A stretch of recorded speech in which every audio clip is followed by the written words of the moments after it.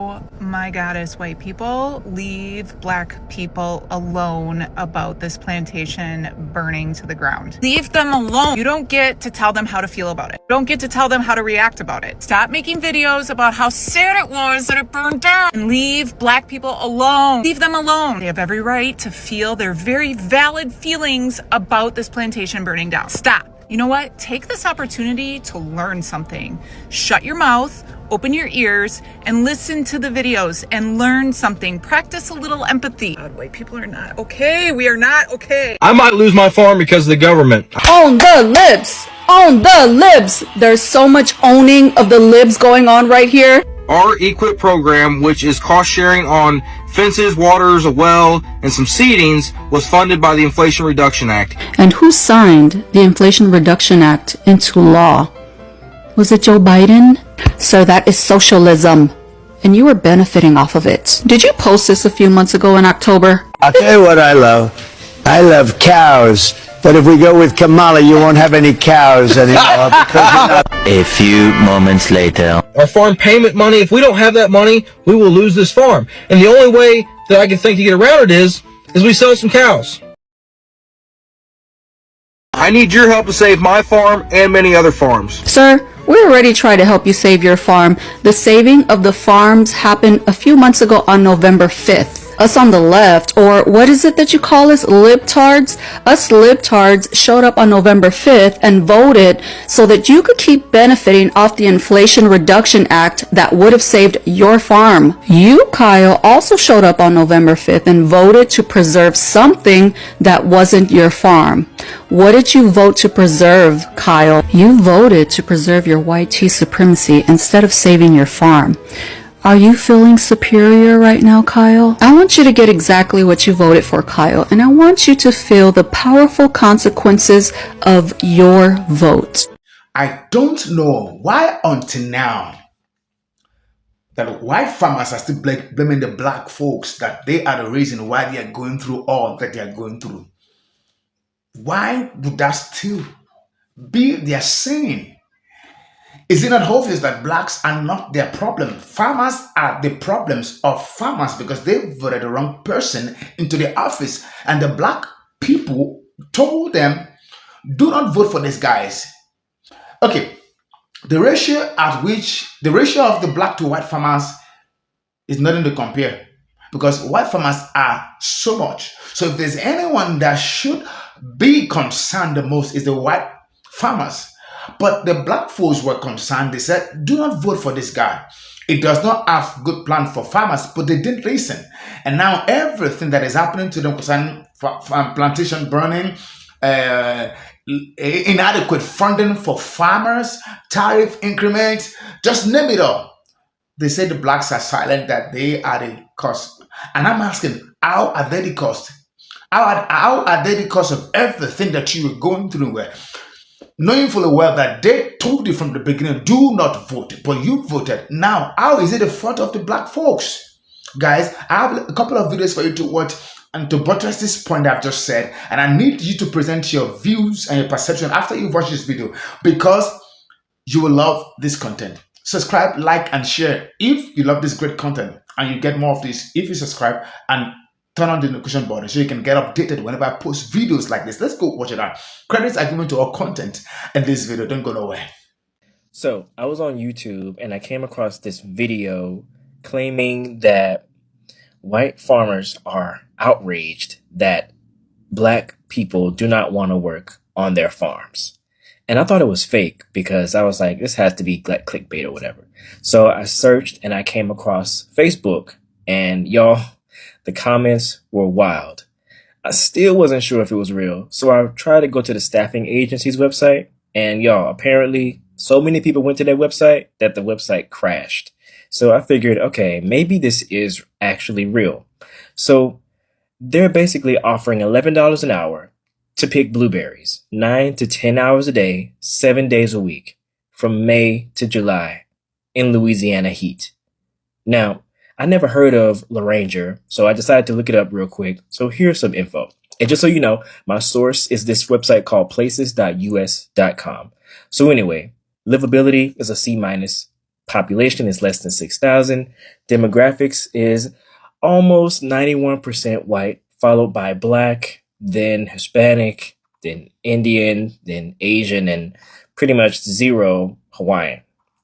I saw that they voted Republican in 2020, but it probably doesn't take a genius to guess how they voted in 2024.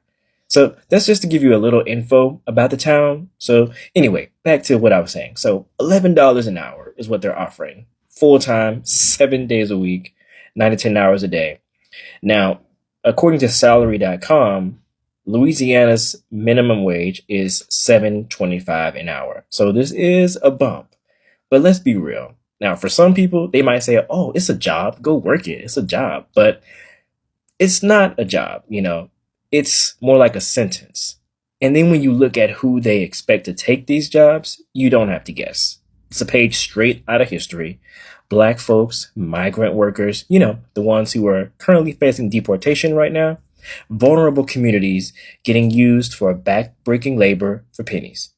But people are saying this is what they voted for. So what do you think? Is it FAO season or what?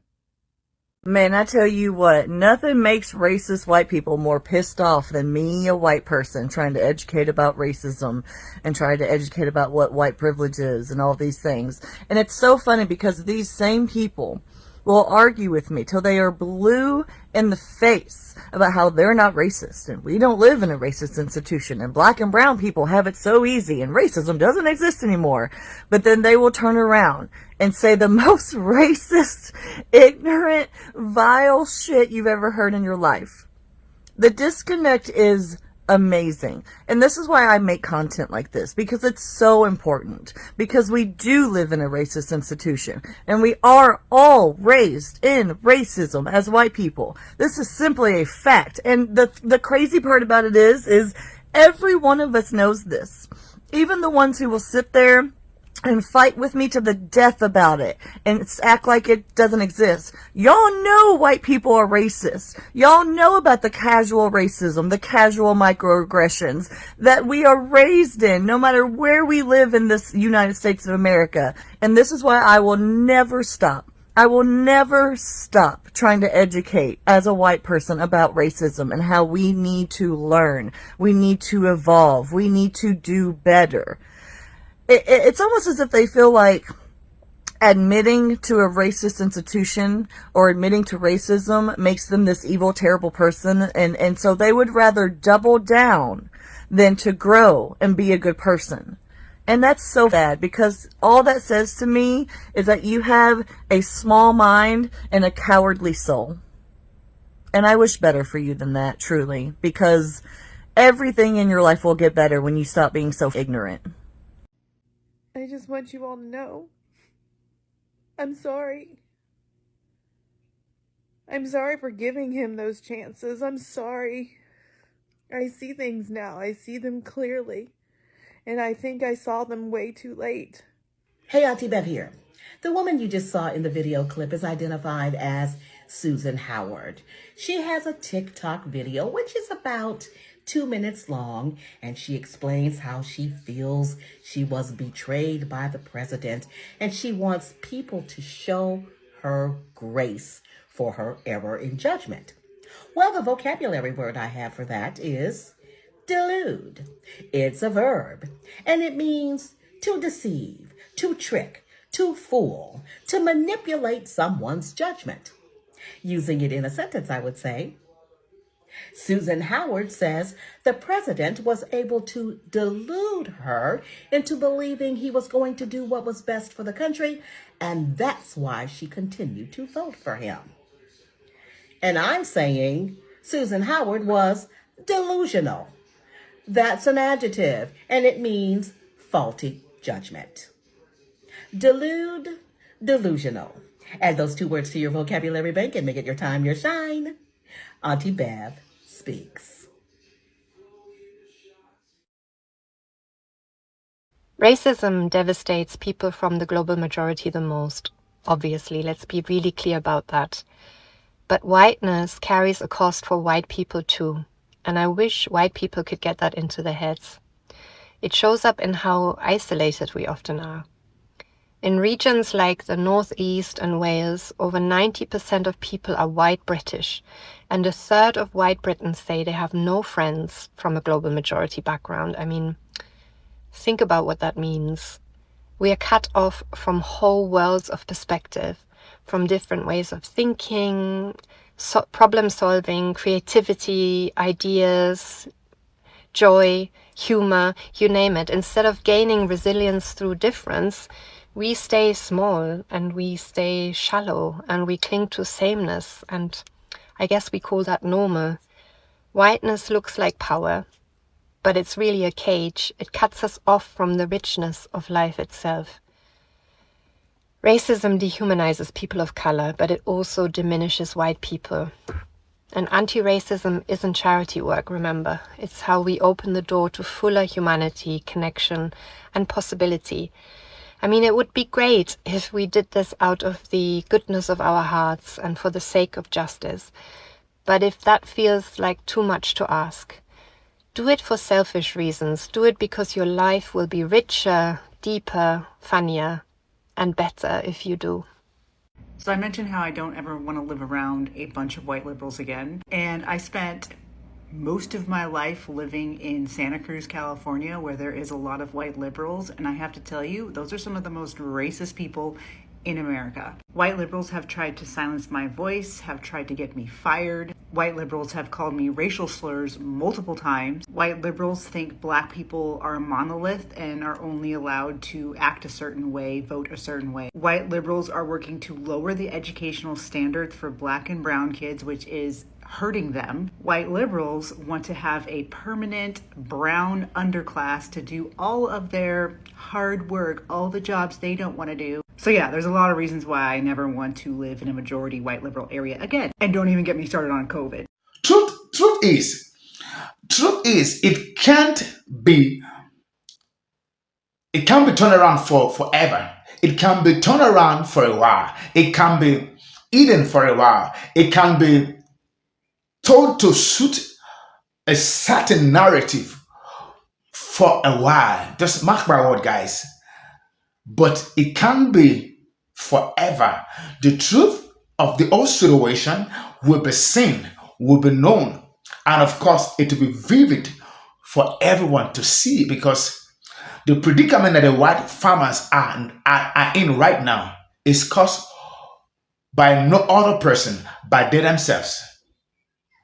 So we can say the white folks are the ones that orchestrated where they are right now. They dutifully planned and orchestrated it, planned it, and executed. And now they are saying that the black folks are silent. They are not talking. They are this, they are that. And I'm like, what is happening here, guys?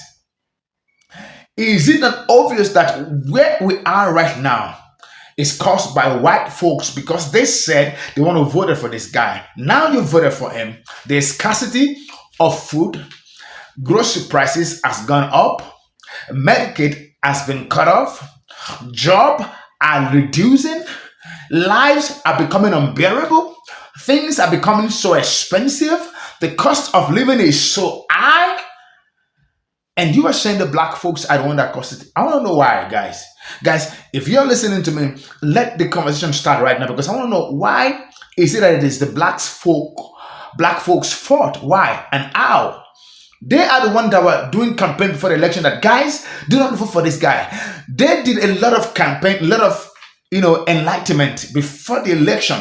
But you guys refuse to listen. Now you're saying that your farm is about to be sold. Your farm is going bankrupt, and this and that is happening to you. And you are saying that it should be helped, it should be delivered. Black folks, speak something, speak for us. Ow! When before now, they were passionately saying it. They were crying out. They were emphasizing the need for you guys to vote for the party that was there, so that there'll be continuity of the program for farmers. There'll be fund aid, there'll be assistance for everybody. But you guys said no. I think it's time for you guys to leave the black folks alone, because it looks like you guys are never going to learn and never going to see the reason why you're going through what you're going through, because you always feel that, hey, some people are responsible for what you're going through, not knowing that the black folks have already been going through a lot already. And they're just trying to measure up, patch up their life, and get over what they're going through. They are known to be tough. They are known to be rugged, so that no matter what you throw at them, they are always strong. They always find a way out to get out. And that's what is happening. And you guys also need to find a way to get out, because it's no longer about what you were saying. It's about who is tougher, who is rugged to face the consequences, to face the ruggedity, to face the toughness of the things that are happening. And you guys have got to brace up. I've got to stop complaining about your decision that you made a long time ago. You voted for your candidate, make America great. Fine. Now, the question is America great now? You answer that question by yourself with what you're going through. But hey, the time has come for you guys to live with your action. Live with what you have done. Your decision has been made. Live with it and leave some guys out of this situation, because it is your fault. It is what you planted. It is what you did that is coming after you. Guys, let me know what your views and perceptions are concerning these, because it is time for us to speak the truth just the way they are. You guys should just let it be. Face it. Enjoy for the next 4 years. And if God help you, Democrats comes in. But if it does not come in, the story continues. And everybody has got to face their life. I've got to find a way to survive. It has become the survival of the fittest, guys. Let us stick with you. Brace up. Be strong. Be man enough to live with your consequences. Thank you guys for watching to this moment. I want to hear your views and perception in the comment section. Don't forget to subscribe, like, and share this channel, because you get updates like this whenever you subscribe. Thank you. Until I see you again. Bye-bye.